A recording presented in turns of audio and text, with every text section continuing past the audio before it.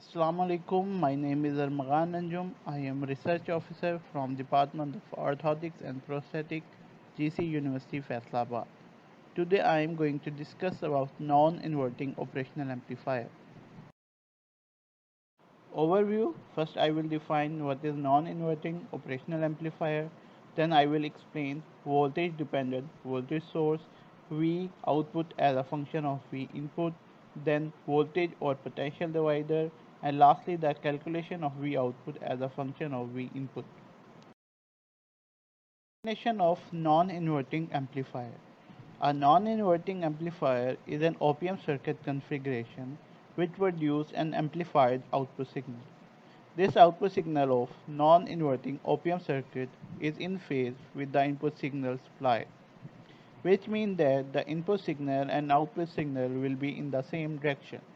A non-inverting op-amp circuit is shown in figure below. Voltage dependent voltage source.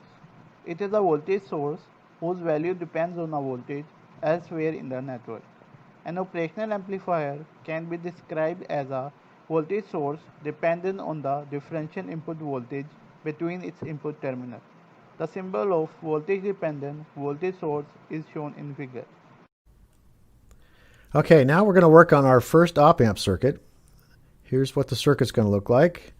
Watch where it puts the plus sign is on the top on this one. And we're going to have a voltage source over here.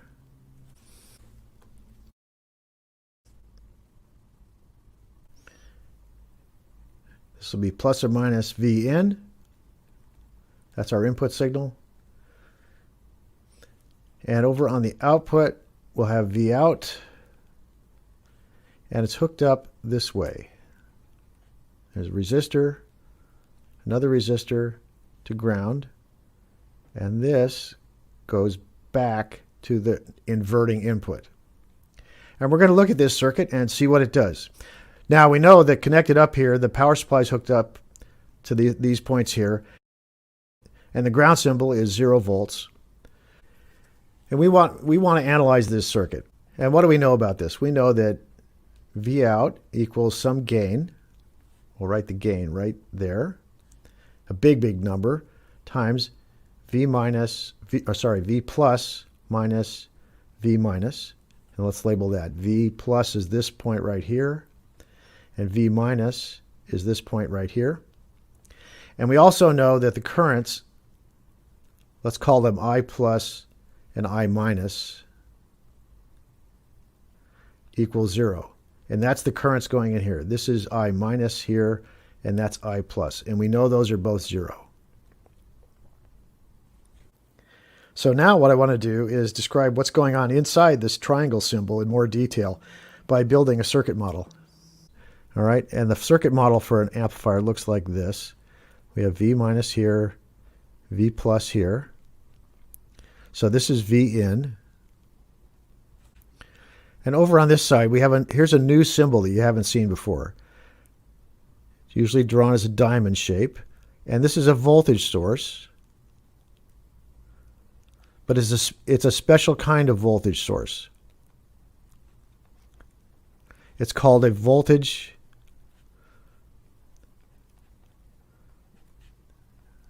dependent voltage source.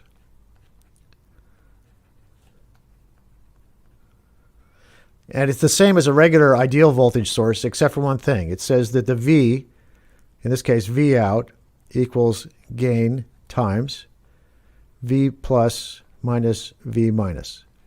So the voltage here depends on the voltage somewhere else. And that's what makes it voltage dependent. That's what that means. So we've just taken our gain expression here and drawn a circuit diagram that represents our voltage expression for our circuit. Now, specifically over here, we've drawn an open circuit on V plus and V minus, so we know that those currents are 0. So this model, this circuit sketch, represents our two properties of our op-amp. So I'm going to take a second here, and I'm going to draw the rest of our circuit surrounding this model, but I need a little bit more space. So let's put in the rest of our circuit here. We had our voltage source connected to V plus, and that's V in. And over here we had V out. Let's check. V out was connected to 2 resistors.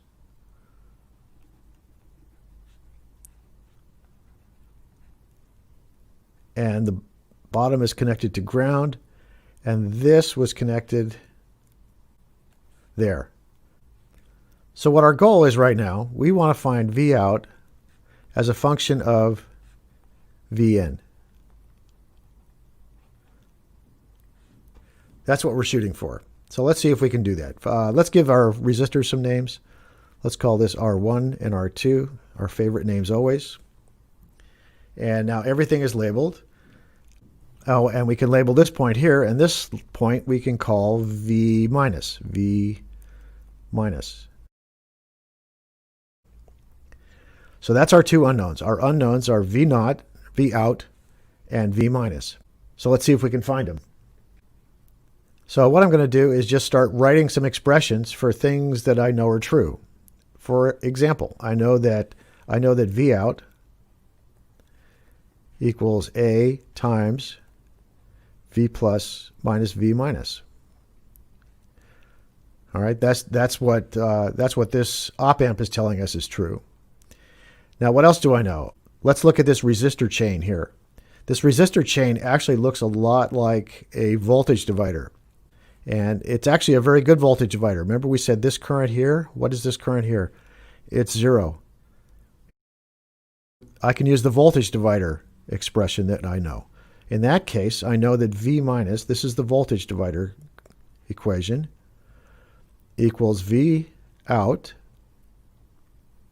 times what? Times the bottom resistor, remember this? R2 over R1 plus R2.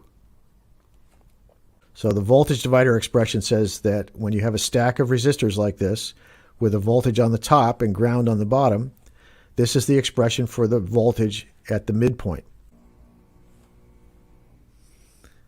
Voltage or potential divider. A voltage or potential divider is a simple circuit that uses the resistor to supply a variable potential difference across a circuit. In the video, we have an expression that V negative is equal to VO into R2 over R1 plus R2. On your right side, you can see a potential divider having a voltage of VO passing through 2 resistors R1 and R2 connected in series circuit. As we know that when resistors are connected in series circuit, potential difference will be changed while current will be the same. While the potential difference will be equal to the sum of all the voltages across each resistor, which is VO is equal to V1 plus V2. Or we can say that VO is equal to IR1 plus IR2, as I is common in both resistors. By taking I as a common, we have an expression that VO is equal to I into R1 plus R2. By taking R1 plus R2 on the left side, we have an expression for current, that is I is equal to VO over R1 plus R2. Since the current passing through both resistors will be the same, that is I1 passing through resistor 1 is equal to I2 passing through resistor 2 is equal to I. So by applying Ohm's law, voltage across each resistor can be found by I is equal to V over R, where I1 is equal to V1 over R1, which is equal to VO over R1 plus R2. As in the last slide, we have proven that I is equal to VO over R1 plus R2. By taking R on the right side, we have a final expression of V1, that is VO into R1 over R1 plus R2. Similarly, V2 across a resistor 2 can be found by the same method, which is equal to VO over R1 plus R2 into R2. Since V2 is equal to V negative, so we can say that V negative is equal to V naught into R2 over R1 plus R2, which is our desired expression. Okay, so what I'm going to do next is I'm going to take this expression and stuff it right in there.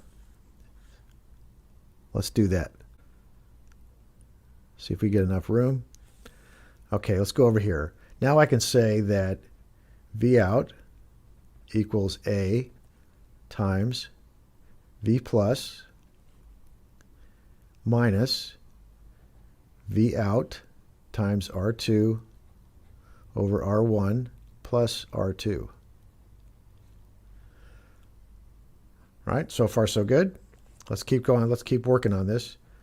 V naught equals A times V plus minus A V naught R2 over R1 plus R2.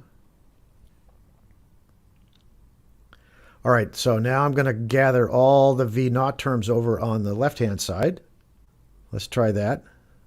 So that gives me V naught plus AV naught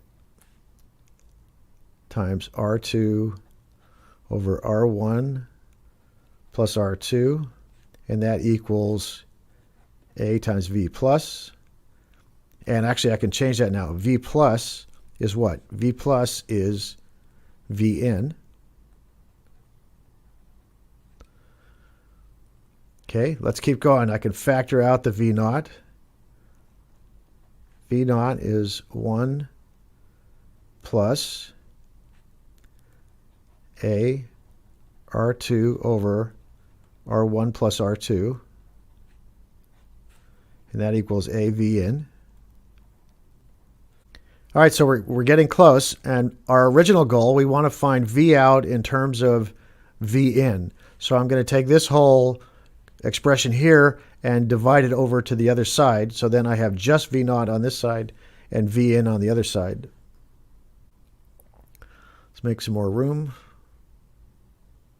I can do that. I can say V naught equals A V in divided by this big old expression, 1 plus A R2 over R1 plus R2.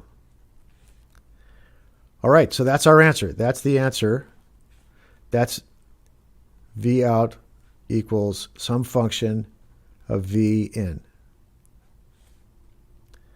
Now I want to make a really important observation here. This is going to be a real cool simplification. Okay, so this is the point where op-amp theory gets really cool. Watch what happens here. We know that A is a giant number. A is something like 10 to the 5th or 10 to the 6th. And it's whatever we have here. If our resistors are sort of normal size resistors, we know that a giant number times a normal number is still going to be a very big number compared to 1. So this 1 is almost insignificant in this expression down here. So what I'm going to do, bear with me, I'm going to cross it out. I'm going to say, no, I don't need that anymore.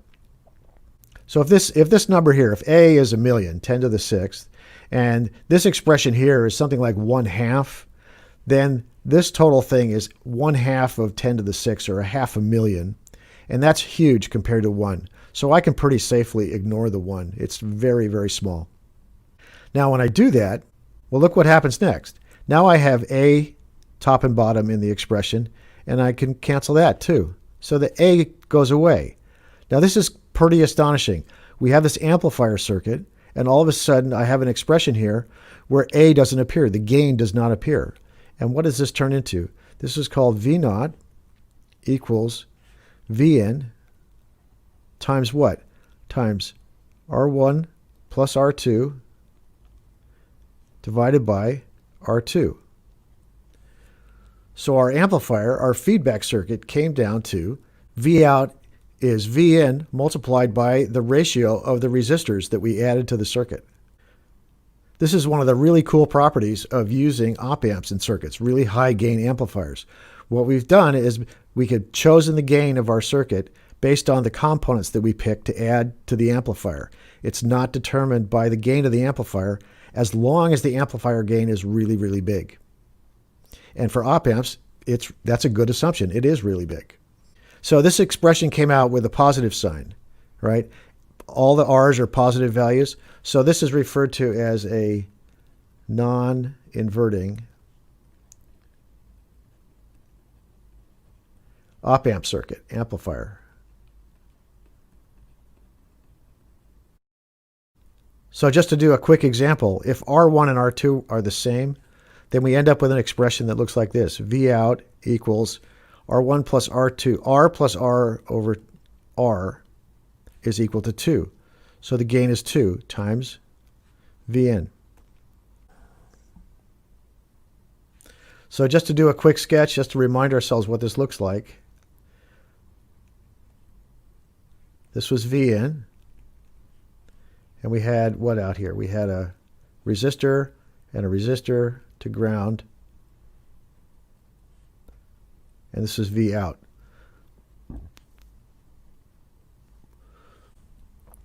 So this is the configuration of a non-inverting amplifier built with an op-amp, the two resistors in this voltage divider string connected to the negative input.